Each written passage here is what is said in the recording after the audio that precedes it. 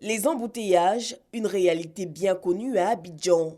Un problème qui pourrait toutefois trouver solution avec une meilleure gestion de l'urbanisation.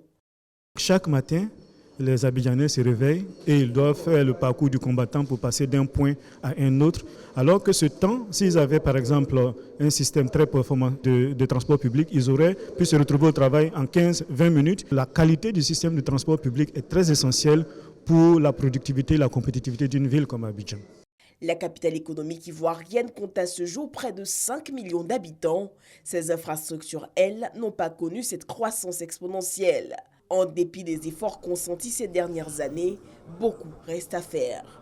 Ce jeudi, invité par la Banque mondiale pour présider l'atelier de validation de la revue de l'urbanisation en Côte d'Ivoire, Daniel Kablan-Duncan a dit l'engagement du gouvernement à travailler aux côtés de ses partenaires pour le bien-être des populations. Malgré les efforts importants déployés par le gouvernement depuis 2012, dans le cadre du PND 2012-2015, pour l'assainissement des quartiers précaires et la relocalisation des populations des zones à risque, la situation demeure encore préoccupante. D'où la nécessité de poursuivre et d'accélérer les efforts en mettant l'accent sur la synergie de l'action du gouvernement et des collectivités locales. La revue invite dans ses grandes lignes à donner des rôles aux villes ivoiriennes, ceux de connecteurs globaux l'ouvrant aux marchés internationaux, ceux de connecteurs régionaux vers la sous-région et enfin ceux de connecteurs locaux.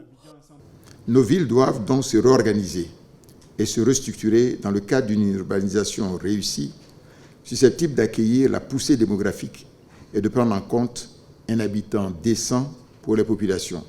Le rapport devrait être enrichi par les ministères techniques avant d'être validé au plus tôt.